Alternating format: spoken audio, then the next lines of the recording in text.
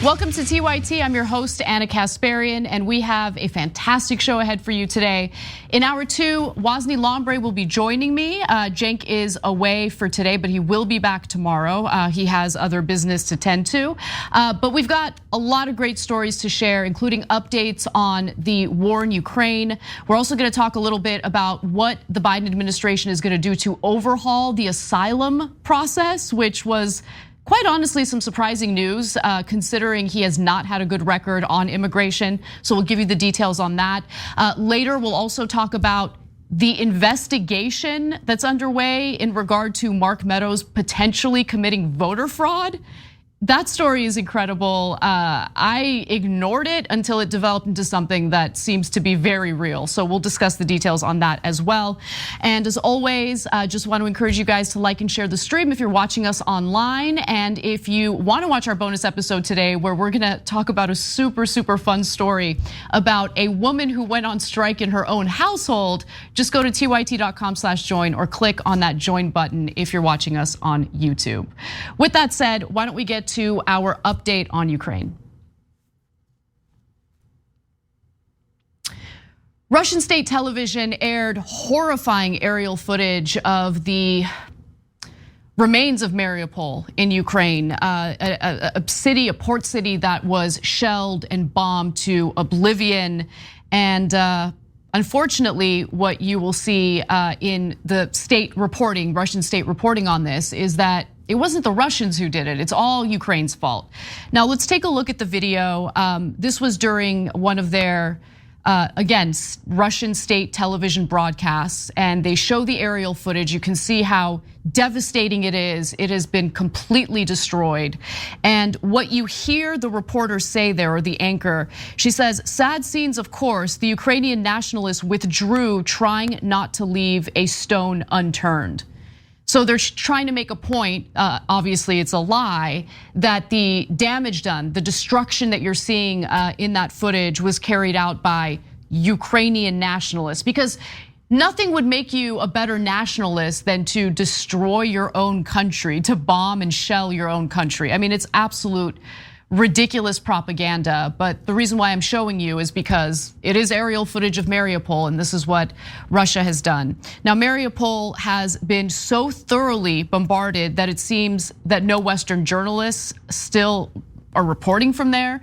Most have left. 2 AP reporters were the last 2 to stay and cover the bombing of a maternity hospital, which they did by disguising themselves in hospital scrubs.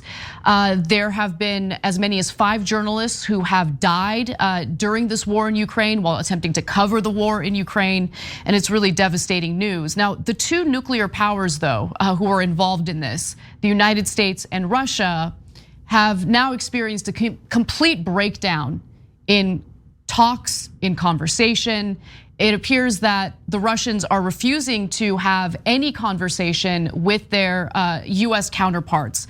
And there's a lot of concern about that because there's a lot of room for error when it comes to what's taking place on the ground in Ukraine. There is a lot of room for miscommunication, and any type of miscommunication could lead to an escalation of war. If Russia does something that is misinterpreted by the United States or its NATO allies, that could lead to an escalation of war. So since Russia's invasion of Ukraine, Defense Secretary Lloyd Austin and General Mark Milley, the chairman of the Joint Chiefs of Staff, have tried to set up phone calls with Defense Minister Sergei Shoigu and General Valery Gerasimov, but the Russians have so far declined to engage, said the Pentagon spokesperson John Kirby. Now, again, this is really bad news, mostly because of the room for error here, right? Russia's currently conducting military operations near its borders with Poland and Romania. These are 2 NATO countries, and if there's any misinterpretation of what they're doing, again, that could lead to an escalation of war. Also, the United States and its Western allies are air policing, but any type of miscommunication could lead to some pretty dire consequences, and again, an escalation of war, which we're trying to prevent. Moscow and Washington maintain a deconfliction conflictation channel. So this is basically a form of communication specifically to ensure that they can avoid any unnecessary escalation or confusion. But it's not the same as having an open dialogue so each side really understands the intentions of the other, right? That form of communication has been completely shut down by Moscow. Also, the former Supreme Allied Commander of NATO says this: very young people are flying in jets, operating warships, and conducting combat operations in the Ukrainian war. They are not seasoned diplomats, and their actions in the heat of operations can be misunderstood. We must avoid a scenario of NATO and Russia sleepwalking into war because senior leaders can't pick up a phone and explain to each other what is happening. And right now, both sides are gonna assume the worst of each other if they're not having a conversation. And if you assume the worst of the other side, you're likely to behave in a way that's far more combative, far more dangerous. For instance, a nightmare scenario would be a Russian missile or attack aircraft that destroys a US command post across the Polish-Ukrainian border. A local commander might respond immediately, thinking the event was a precursor to a wider attack. This could lead to rapid and irreversible escalation, to include potential use of nuclear weapons. So again, more communication is better than cutting off forms of communication. And in this case, it's clear that a very important channel of communication has been shut down. Now, high-level talks between two sides, again, are more about understanding the intentions. So why would Russia want to avoid these types of conversations? What's fueling that decision?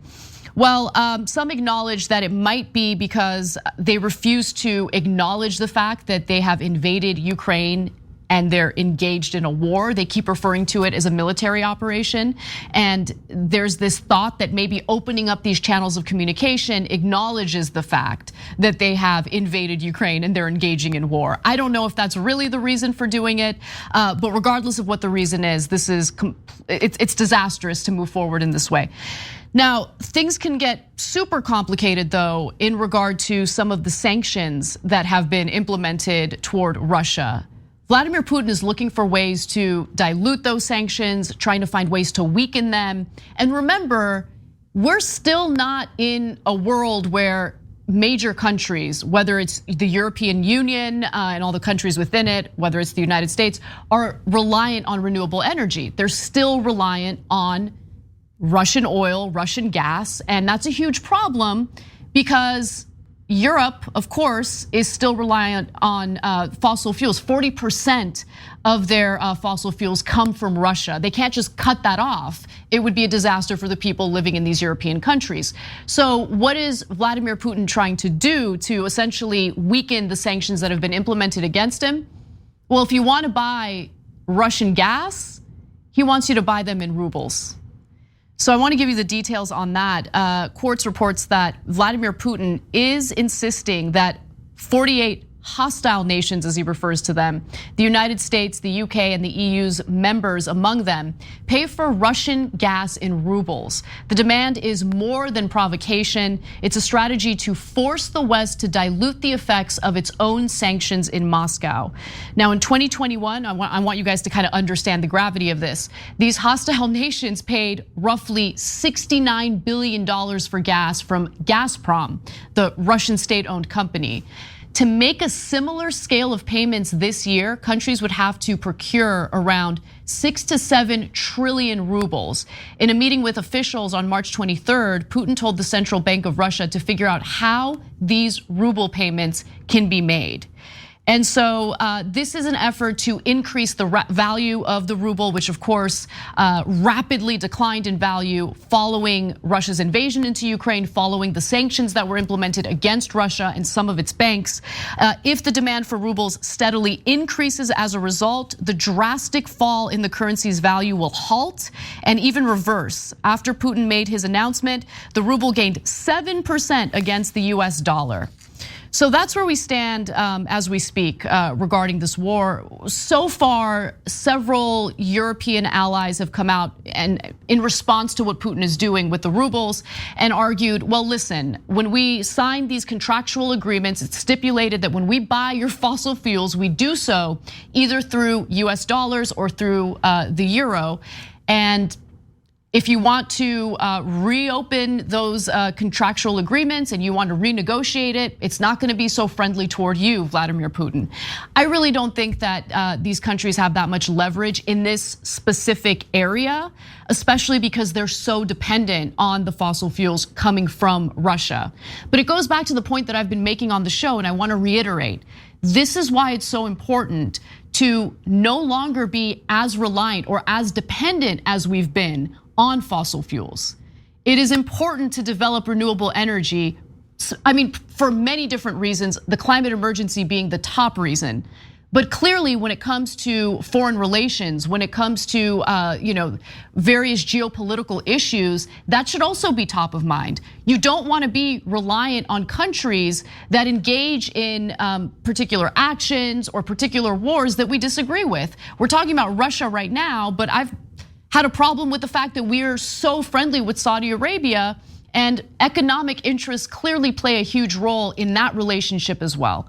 And so it is the most important thing to take a story like this, not allow the right wing and those funded by the fossil fuel companies to deviate and take us to a direction where we do more drilling and more fracking. That's not the answer. The real answer is developing renewable energy, finding alternative forms of energy that will be both good for the planet, climate-wise, but also good for geopolitical reasons as well. All right, I wanted to get to one other Ukraine-related story before we go to break, and this has to do with an ongoing trend with these reporters, what they tend to ask of Biden during these press conferences. So let's get to it.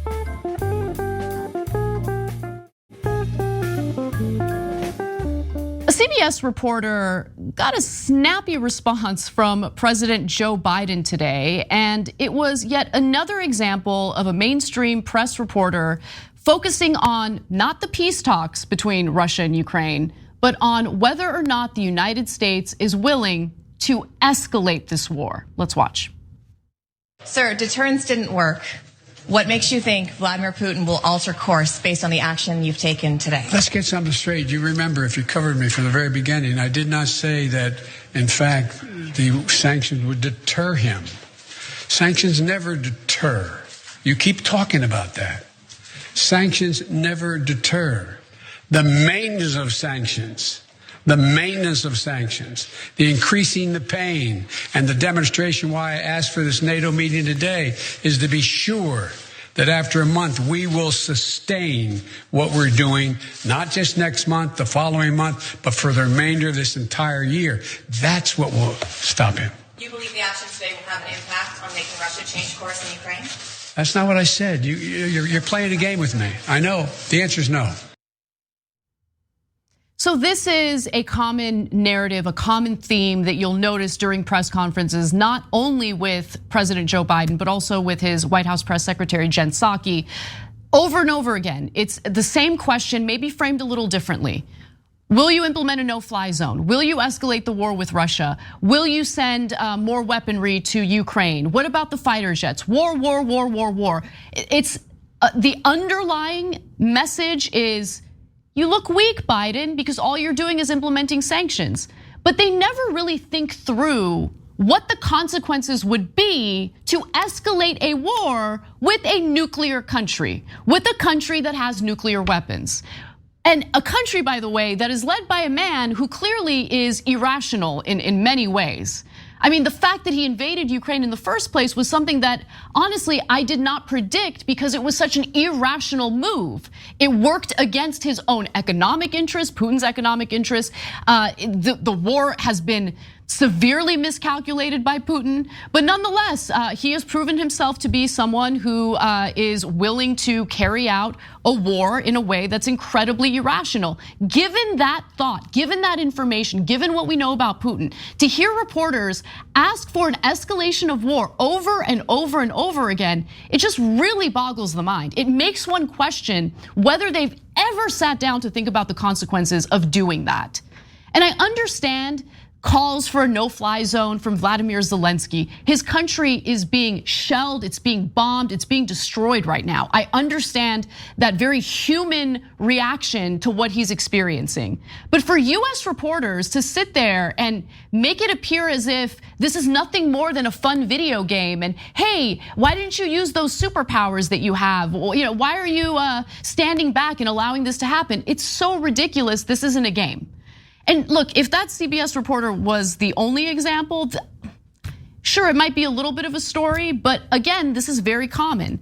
I want to go to an ABC News reporter who had a very similar type of statement or question for Biden. Let's watch.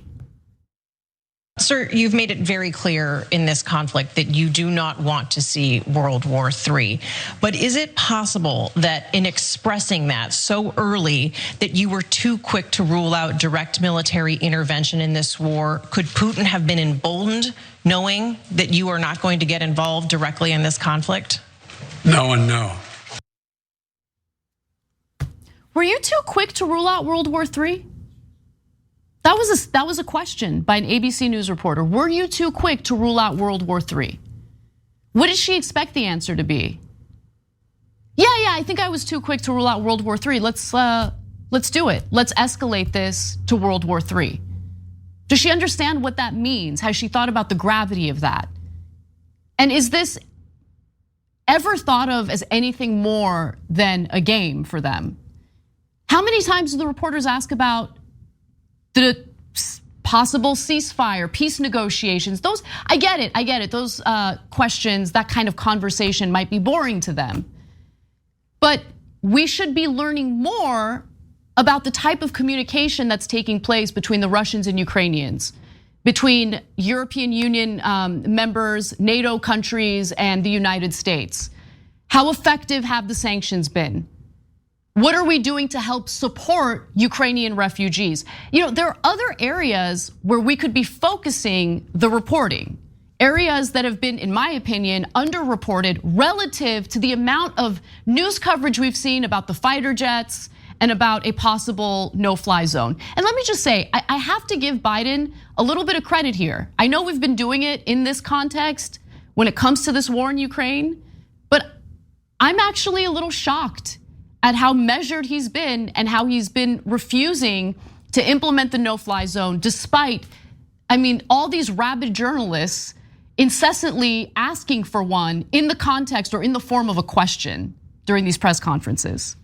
And by the way, it's become such a common theme during these press conferences that The Intercept put together not one, but two compilation videos featuring these reporters calling for an escalation of war. Let's watch a piece of one of those videos. Even with this additional aid that you're providing today, it seems there are still other options on the table. So why hold back? Why not use every tool at your disposal now to spare additional lives? What are you waiting for? President Zelensky, in his remarks to Congress today, again made his request for a no-fly zone.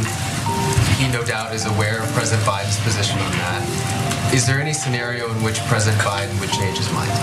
And as we've said before, a no-fly zone would require implementation. It would require us potentially shooting down Russian planes, NATO shooting down Russian planes, and we are not interested in getting into World War III.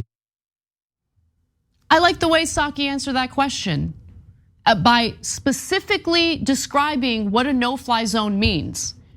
Shooting down Russian planes. That means that we are now at war with Russia. And so some might argue, maybe these reporters think that Putin's bluffing, that Putin having nuclear weapons is no big deal. Maybe that's what they think. But I think that we should listen to people, we should hear them out, especially when they tell us exactly who they are. And his spokesperson just this week made it abundantly clear that Putin is in fact willing to use nuclear weapons. Why don't we take a look at what Dmitry Peskov had to say? I want to ask you again, is President Putin, because again, the Finnish president said to me that when he asked Putin directly about this, because President Putin has laid that card on the table, President Putin said that if anybody tries to stop him, very bad things will happen. And I want to know whether you are convinced or confident that your boss will not use that option. Well, we have a concept of domestic security.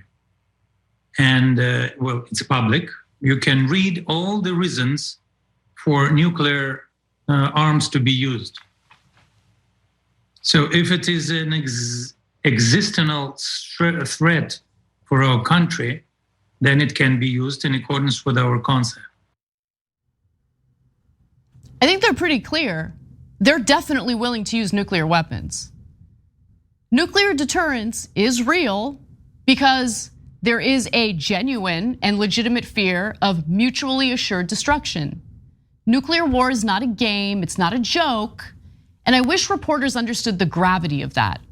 I wish their questions focused more, like if they want to use these press conferences to pressure Biden in a direction, the direction they should be pushing him toward is anything the United States can do to help support peace negotiations between Russia and Ukraine. But I guess that it doesn't bode well for ratings. It doesn't make this situation exciting or newsworthy in their eyes. I don't know. But a no-fly zone is not, I get it, it's a euphemism. It sounds like this very polite thing that just protects people. No, it means an escalation of war between the United States and Russia, potentially our NATO allies and Russia. It could lead to absolutely devastating consequences, and they just do not want to understand the gravity of that. At least their questions make it appear as such. All right, we got to take a break. When we come back, we'll talk a little bit about what Biden has announced in regard to helping Ukrainian refugees, and we'll also discuss his overhaul for asylum seekers. Come right back.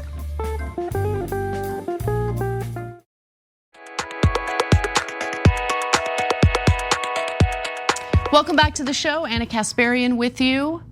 Let's get to our next story. The Biden administration has finally weighed in on how the United States wants to help Ukrainian refugees. As many as, I've seen different numbers, but somewhere between 2 to 3 million Ukrainians have fled their country, many of whom have decided to go to neighboring countries to find refuge. However, the United States has been pretty quiet on what it wants to do to help these refugees, and now we have a better idea. So the United States said that it would take in 100,000 refugees fleeing the fighting. In addition to accepting Ukrainian refugees into the country, the United States will donate $1 billion to help European nations deal with the surge of migrants. And that's according to a person who's familiar with the decision. More than 3 million Ukrainians have poured into Poland and other countries. And this is according to the New York Times. So I have mixed feelings about this, mostly because when you compare that number, 100,000, to what other European countries have taken in, it's really a drop in the bucket. However, I also can't help but mention the fact that when there was a surge of Syrian refugees, the debate within the country was fierce. And Tulsi Gabbard at the time was a US congressperson. She voted against taking in Syrian refugees. That's the kind of progressive she was at the time. That was a vote that was somehow whitewashed by progressives who bought her garbage, and I wish would have done a little better in seeing her for who she was. But just remember what those debates were like back in 2015, where you couldn't even get the Obama administration to firmly commit to taking in a couple, maybe tens of thousands, maybe 10,000, 20,000 refugees. I think eventually they settled on 15,000. But again, compare that, the fierce debate about Syrian refugees, compare that to how it seems like, the Biden administration is gonna announce this. I haven't really seen much pushback on it. And I have no problem taking in Ukrainian refugees. I don't want anyone to mistake me in that regard. But there is certainly a double standard in the way that our government decides to respond to various refugee crises. And I think this is a perfect example of particular refugees that are more acceptable according to the US government. And it's strange. The other thing is, again, I do want to mention there are other countries that have taken far more refugees, but also understand that the neighboring European countries that have taken in far more refugees, it of course has to do with, the geographical component of that, but also a lot of those Ukrainian refugees have family members within those neighboring countries. So it's unclear whether the Biden administration is willing to increase this number, but I would have liked to see a more holistic approach to an issue like this, where it's not just about refugees from Ukraine, but maybe we consider refugees from countries like Afghanistan, countries like Syria, countries where people are not the same skin color as the Ukrainian refugees, if you can let me put it that way. So as of March 22nd, the United States has taken in 7,888 refugees for fiscal year 2022, and that's according to the State Department. The annual refugee cap for fiscal year 2022 is 125,000, a figure Biden actually raised after receiving backlash from Democrats. Ukrainian refugees, though, will not count toward this figure unless they are admitted through the refugee program. So the refugee program will allow in 125,000 refugees, and then the Ukrainian refugees, the 100,000, are on top of that. And the Biden administration does not anticipate the need to adjust that 125,000 figure in conjunction with Ukrainian refugees. And so how will this process work? Well, it hasn't been officially announced as we talk about it right now. By the time you watch this video, maybe it'll be officially announced and maybe we'll learn more details. But so far, this is what we know. Not all of them will be admitted through the refugee program or during this fiscal year. A full range of pathways will be utilized, including humanitarian parole and immigrant or non-immigrant visas. I also want to just mention the treatment of Haitian refugees and how there's been this effort to force Haitian refugees who came here after natural disasters to be deported back to their country. It's just the double standards are there. I know that we talk about it all the time, and I have to mention it again in this context because it's unacceptable. It really is. Now, Biden has also, he's been planning this overhaul of the asylum process because, as you can imagine, there is a massive backlog of asylum seekers at the country's border. And so through an executive order, we're learning that he's planning on doing a complete overhaul. I want to note that executive orders usually mean that they can be reversed by an incoming Republican administration. But nonetheless, here is what Biden is planning to do. Under the new policy, which the administration released on Thursday as an interim final rule, some migrants seeking asylum will have their claims heard and evaluated by asylum officers instead of immigration judges. The goal, administration officials said, is for the entire process to take 6 months, compared to what we're experiencing now, the current average of about 5 years. So clearly, we've been having a problem with the shortage of judges. These are the judges that are necessary to hear the case made by the asylum seekers. The judges are the ones who determine whether or not the asylum seeker has a legitimate claim to be allowed into the country. We don't have enough judges for that, especially when you consider the backlog of asylum seekers. But there are some worries, there's some criticisms in regard to what Biden is likely to roll out here.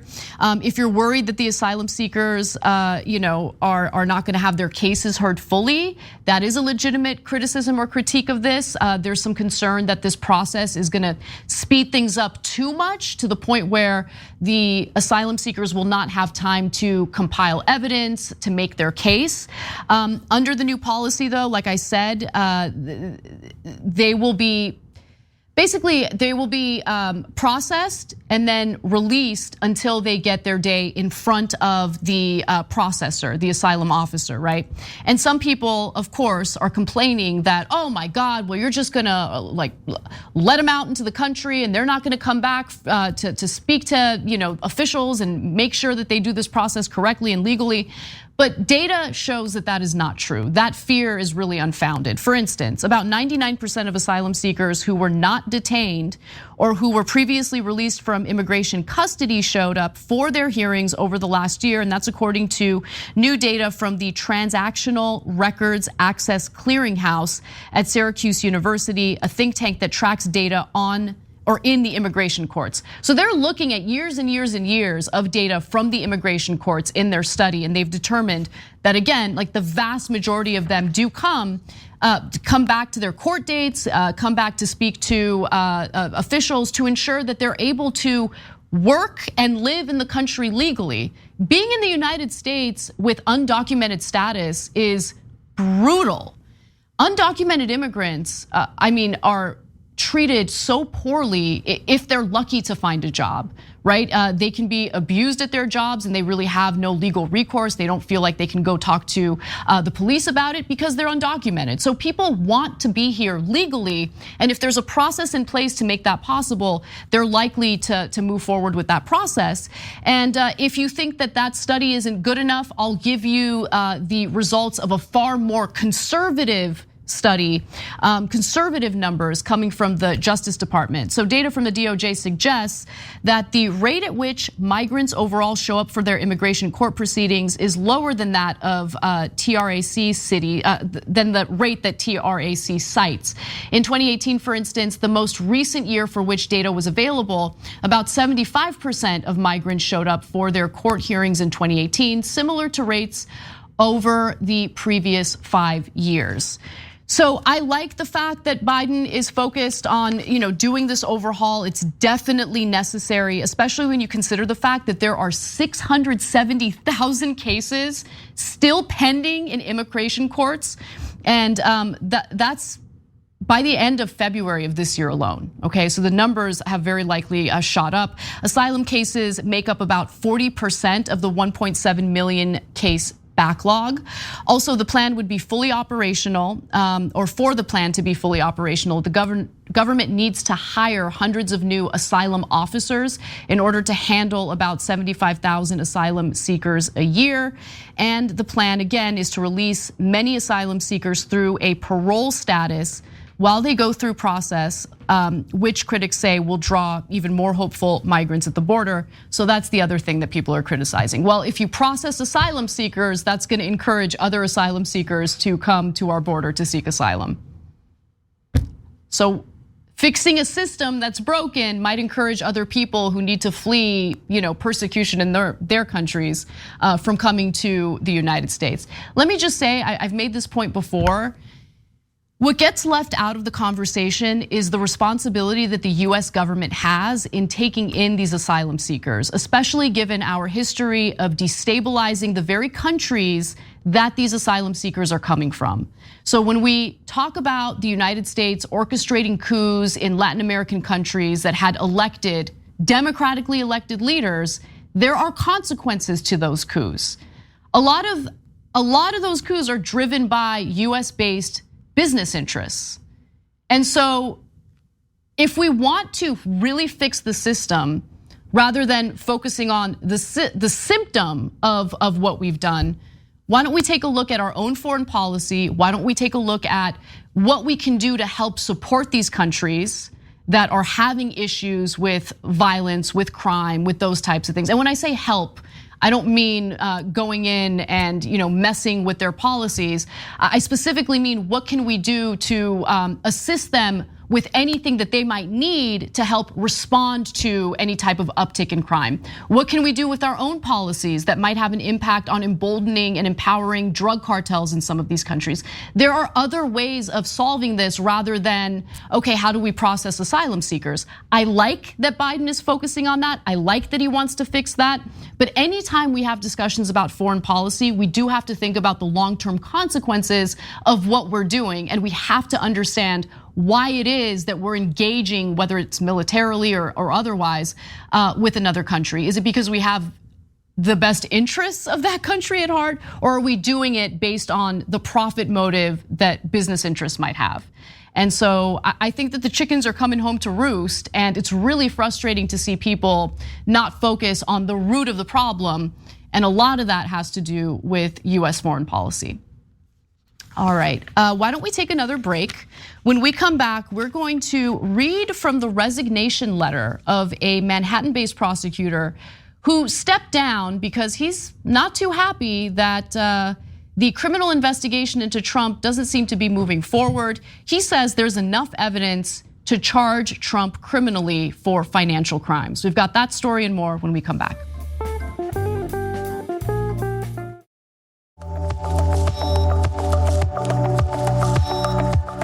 What's up, everyone? Welcome back to TYT. I wanted to read a comment from Queen Mother Dragon in our Twitch community because it definitely goes along with the point that I was trying to make about the refugee crisis. How are we able to make room for 100,000 Ukrainians when we haven't been able to find space for Haitians and the people still waiting at the Mexican border? You know, it's a great point. We'll see how this asylum overhaul plays out. You know, I talked about that in the context of the same story, but it does very much appear that there's a favoritism taking place as we speak. And it's incredibly frustrating because people are people, and innocent civilians fleeing violence, terror in their own countries should be treated equally. You know, their cases should be heard, they should be considered for asylum. And this country has just had a terrible track record, especially recently, when it comes to that issue. By the way, the ban of bringing in asylum seekers during the pandemic that was implemented during Trump, that continues. Like, Biden has continued that. So the first thing I would do if I were Biden and I wanted to really show that I'm serious about reversing the damage done by Trump is I would lift that. And I would start hearing asylum cases as soon as possible. All right, let's move on to an update on a story. I don't know how this is gonna develop, but it is fascinating. Donald Trump is guilty of numerous felony violations, according to a senior Manhattan prosecutor who investigated him. Now, this prosecutor has since stepped down, and the New York Times obtained his resignation letter. In that letter, we have a better sense of why he stepped down, but more importantly, how he believes that there's enough evidence to indict Donald Trump of certain financial crimes. The prosecutor, Mark Pomerantz, submitted his resignation last month after the Manhattan District Attorney, Alvin Bragg, abruptly stopped pursuing an indictment of Donald Trump. That was a story that we covered last month, and it seemed super curious. I was skeptical of what was taking place, but we do have a few more details on it. So he quit on the same day another prosecutor on the case decided to quit. Carrie Dunn was that prosecutor's name. According to the Times, Pomerantz's February 23rd letter obtained by the New York Times offers a personal account of his decision to resign, and for the first time states explicitly his belief that the office could have convicted the former president. Bragg's decision was, quote, contrary to the public interest, end quote, Pomerantz wrote. Now, in his letter, he also wrote this: the team that has been investigating Mr. Trump harbors no doubt about whether he committed crimes. He did. And if you're wondering what the crimes are, what Trump has been investigated for, well, you're about to understand by listening to his former personal lawyer, Michael Cohen. To your knowledge, did the president ever provide inflated assets to an insurance company? Yes. Who else knows that the president did this? Alan Weisselberg, Ron Lieberman, and Matthew Calamari. And where would the committee find more information on this? Do you think we need to review his financial statements and his tax returns in order to compare them? Yes, and you'd find it at the Trump org. Mr. Cohen, I want to ask you about your assertion that the president may have improperly devalued his assets to avoid paying taxes. According to an August 21st, 2016 report by the Washington Post, while the president claimed in financial disclosure forms that Trump National Golf Club in Jupiter, Florida was worth more than 50 million. He had reported otherwise to local tax authorities that the course was worth, quote, no more than 5 million. Mr. Cohen, do you know whether this specific report is accurate? It's identical to what he did at Trump National Golf Club at Briarcliff Manor. Do you know, to your knowledge, was the president interested in reducing his local real estate bills, tax bills? Yes. And how did he do that? What you do is you deflate the value of the asset, and then you put in a request to the tax department for a deduction. So that testimony, and remember, this is Trump's former personal attorney. He's testifying under oath, and he's making it clear that Donald Trump committed financial crimes. Any other ordinary person who commits fraud to obtain insurance or to obtain a loan, or anyone who commits fraud in evading taxes would go to prison. They'd be prosecuted, they'd go to prison, they'd be charged. If you were dealing with the same investigation that Trump is dealing with right now, and all of the details were similar, you would be indicted by now. And so the question is, what's going on with District Attorney Bragg, and why is he backing off of this investigation, especially given the fact that two prominent prosecutors who have been working on this case seem to think that there's enough evidence to indict him and to pursue these criminal charges. And Letitia James, by the way, is also pursuing this investigation, but not in a criminal case, in a civil case, which has a lower burden of proof. Okay, so when you're pursuing a criminal case, there's a higher burden of proof, but Pomerantz argues, even with that higher burden of proof, I think we have enough here to convict him. Pomerantz and Dune plan to charge Trump with falsifying business records, specifically his annual financial statements, a felony in New York State. While Dune and Pomerantz were confident that the office would demonstrate that the former president had intended to inflate the value of his golf clubs, hotels, and office buildings, Bragg was not. He balked at pursuing an indictment against Trump, a decision that shut down Pomerantz's and Dune's presentation of evidence to a grand jury and prompted their resignations. Why? I want to know why. Bragg has been very hush-hush about this. So you have two prosecutors who have resigned because of what Bragg has done, and they kind of resigned in protest because they feel that they have the evidence necessary. Bragg claims that his office is still investigating Trump, and as a result, he can't comment on the case. What a convenient excuse.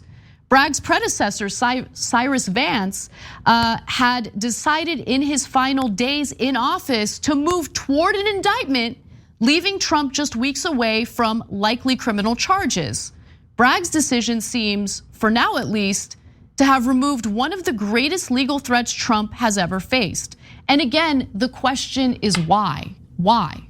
Why did Bragg make this decision? He's got the convenient excuse of the investigation is ongoing, so I can't talk about it. But I'm not buying it. There needs to be, honestly, an investigation to the investigation. Because, look, we don't know what the truth is. Alvin Bragg might be absolutely right. Maybe the burden of proof is too high, they don't have enough evidence to indict Trump. Maybe that's true, but it doesn't seem to be the case based on what we're hearing from these prosecutors. And others, by the way, are actually facing charges, including Trump's longtime chief financial officer, Alan Weisselberg, who was also mentioned. That Weisselberg photo is just great. Who was just mentioned by Michael Cohen in the video that I showed you earlier. I want to give you more from Pomerantz's resignation letter. He says, no case is perfect. Whatever the risks of bringing the case may be, I am convinced that a failure to prosecute will pose much greater risks in terms of public confidence in the fair administration of justice. And he also acknowledged that Bragg, quote, devoted significant time and energy to understanding the evidence in the inquiry and had made his decision in good faith. But he wrote, a decision made in good faith may nevertheless be wrong. So he's saying, like, look, I don't want to ruin my relationship with Bragg. I think he's doing this in good faith, but nonetheless, we should pursue it. Listen, what I don't understand is why not pursue it and see what happens? right? Like, okay, the burden of proof is pretty high because it's a criminal case, but there seems to be evidence. So why not pursue the criminal case? Why not do it? If Vance was planning on doing it, why is it that Bragg is unwilling to do it? And he also says there are always additional facts to be pursued, but the investigative team that has been working on this matter for many months does not believe that it makes law enforcement sense to postpone a prosecution in the hope that additional evidence will somehow emerge. I and others believe that your decision not to authorize prosecution now will doom any future prospects that Mr. Trump will be prosecuted for the criminal conduct we have been investigating. And Pomerantz also said in the letter that Trump's financial statements were false, that he had lied about his assets to banks, the national media, counterparties, and many others, including the American people. I mean, fraud is fraud, but we're talking about Teflon Don, who apparently gets away with pretty much everything.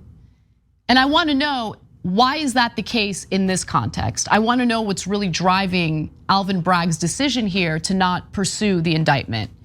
And last year, 3 career prosecutors in the district attorney's office opted to leave the team. So we mentioned Pomerantz, we mentioned Dunn. By the end of the year, they had changed course and planned to charge Trump with falsifying business records. A similar case that essentially amounted to painting Trump as a liar and a thief. Originally, they were planning on going forward with stronger charges and for some reason decided not to do it. Finally, Pomerantz says, respect for the rule of law and the need to reinforce the bedrock proposition that no man is above the law require that this prosecution be brought even if a conviction is not certain. And I agree with him on that. We don't know if he's gonna get convicted for sure, but I would like to see them pursue the case. And the fact that they're not pursuing the case really does give the impression that certain people in this country are definitely above the law. And we've seen that over and over again. This is not new. We've seen it with many white collar criminals. We've seen it with all sorts of Wall Street executives. It's just fascinating to me that we kept hearing about how Donald Trump was so different. Donald Trump, all those other crimes were terrible, but Donald Trump, he takes it to another level. But when push comes to shove, people in positions of power to hold him accountable always cower. And I think we deserve to know why. All right, we gotta get one more story in before we go to the second hour, because this is just perfect. It's so perfect. It goes along with what I've been trying to talk to you guys about all week. The theater, which is driving me insane. That's all politics is devolved to. So let's talk about it.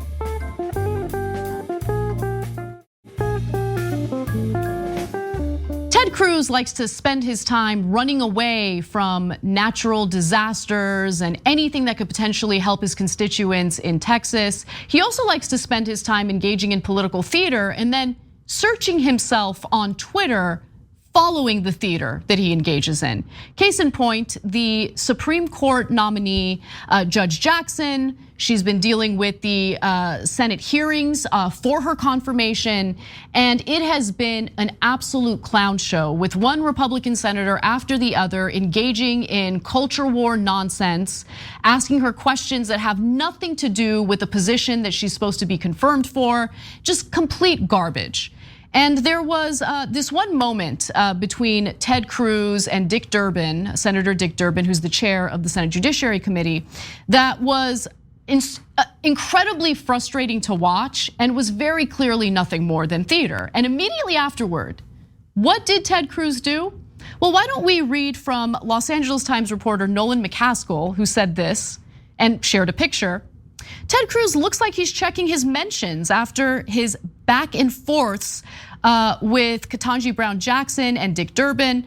He's had his head down during all of Coons's testimony, even as Sass and Tillis are clearly listening to their Democratic colleague and the nominee before them. And so luckily there was a colleague of McCaskill's sitting behind Ted Cruz, and Kent Nishimura caught this image. You can see it on the lower right-hand side. It's Ted Cruz looking down at his phone. Can confirm this. He was searching Twitter for his name. This was right after his exchange with Chairman Durbin. And you might be wondering, what was that exchange? Unfortunately, let me remind you all of what that looked like. Why are you not allowing her to answer the question? There's not another senator here that you've not allowed her to answer the question. I'm not asking another question, but allow her to answer the question, Chairman Durbin. Thank you, Chairman Durbin. Why do you not want the American people to know what happened in the Stewart case or any of these cases? Chairman Durbin, I've never seen the chairman refuse to allow a witness to answer a question. You can bang it as loud as you want. Well, I can just tell you, at some point you have to follow the rules. Okay, will you let her answer the question? You've been interrupting, and by the way, with Senator Graham, it went 10 minutes over. You've taken a big chunk of the time. Will you allow her to answer the question? You've given her. Why are you afraid of her? She's welcome to answer it right now. Will you let her? Senator Coons. Will you let? So no, you don't want her to answer the question? Senator Coons. Will you let her answer the question? Chairman Durbin. Apparently, you are very afraid of the American people hearing the answer to that question. We here in the Senate, in this committee today, are in the middle of a policy fight. Yeah, that's what that exchange looked like.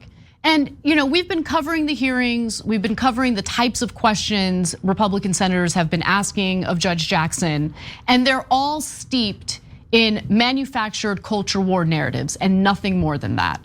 I mean, you have Senator Blackburn asking her how she defines a woman. And we all know what that's all about, right? Nonstop fear mongering about the transgender community, a community that has been not only disenfranchised, brutalized, completely demonized. Like one of the most powerless groups of people in this country have been used as nothing more but a prop in their culture war narratives. And while they engage in this theater, and that's all it is to them, they're not interested in representing your best interests. They're not concerned at all about any type of economic anxiety you may have, despite their faux populist rhetoric. They're not worried about anything that impacts your life day in, day out. They don't even care about the Supreme Court nomination. All they see this as is a stage in which they're able to posture, to engage in theatrics, to make it appear as though they're doing something, when in reality, they are doing nothing. All of their time doing substantive things is fundraising.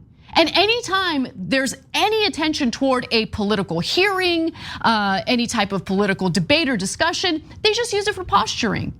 And while they manufacture culture wars, while they make powerless people out to be the boogeymen in this country, what they really end up doing is they cause harm. They target individuals who are then bullied, who are then harassed, who are then treated like there's some sort of demons, when in reality, there are fellow Americans who deserve our support, who deserve our respect, who deserve our love. That's it. The only reason why they're utilized this way and treated with such hatred by these Republicans and by these lawmakers is because these lawmakers have nothing else to offer their voters. So you have this clown of a politician, Ted Cruz, engage in that political thing. Look at that clown. Look at that little bitch, okay? After Donald Trump calls his wife ugly, goes and phone banks with for him like a freaking clown. It's really hard not to curse on this show sometimes, okay? Absolute coward, all right? Little bitch boy. Then he turns around and pretends like he's a tough guy during a SCOTUS hearing. That's who Cruz is. And what does this kind of stuff lead to? It actually does have an impact on society. It has an impact on the very people that they target in their line of questioning. And I want to share just some portions of this Twitter thread from a mother who has a transgender daughter. I believe this is in the UK, but the theme is very similar to what we're seeing in the United States. Because these are real people, okay? These are not people engaged in theater. These are not people who are posturing. These aren't narcissists who engage in stunts and then search themselves on Google or Twitter or Facebook. These are real human beings who are impacted by the garbage that we see from these cowardly politicians. Millie Corner writes, my daughter is in her second to last year of studying medicine. She has a smaller frame than her cisgendered sister and refuses to join any sports clubs out of fear of being confronted and harassed. She fears meeting someone in a club and having to out herself or being accused of deception. I watch her neglect her studies and scroll through social media where I find grown women my age telling her she's a fetishist, a pervert, a creep. It devastates her. Nobody knows of her trans status and nobody ever will. She is now utterly ashamed of herself. These people are in Parliament and the Lords. They are influencing legislation. Parents of trans children are being charged in Texas. The misinformation and smearing of the trans community has gone on long enough. I refuse to lose my daughter over the sake of middle-aged women. So in this case, she's talking about TERF women or women who identify as TERFs. But think about what it's like to live your life in fear like that, right? Think about what it's like to hear people in positions of power make you out to be a terrible, dangerous person when already you're going through something that's so different from most people, that can already be so isolating in and of itself. And now think about people destroying your life that way, having that kind of negative impact on your life that way, just so they can give their voters the illusion of fighting for them. When in reality, these are the same politicians who help corporations rob their constituents, who cover for corporations when they engage in wage theft of their constituents. These are the same politicians who run away to Cancun just as hundreds of their constituents are dying in the middle of a natural disaster. That's who Ted Cruz is. If anyone deserves our disdain, it's clowns like him. Wosny Lombre joins me for the second hour. We are gonna talk about Mark Meadows facing a voter fraud investigation and more. Come right back. God bless you. Thanks for listening to the full episode of The Young Turks. Support our work, listen ad-free, access members-only bonus content, and more by subscribing to Apple Podcasts at apple.co/TYT. I'm your host, Cenk Uygur, and I'll see you soon.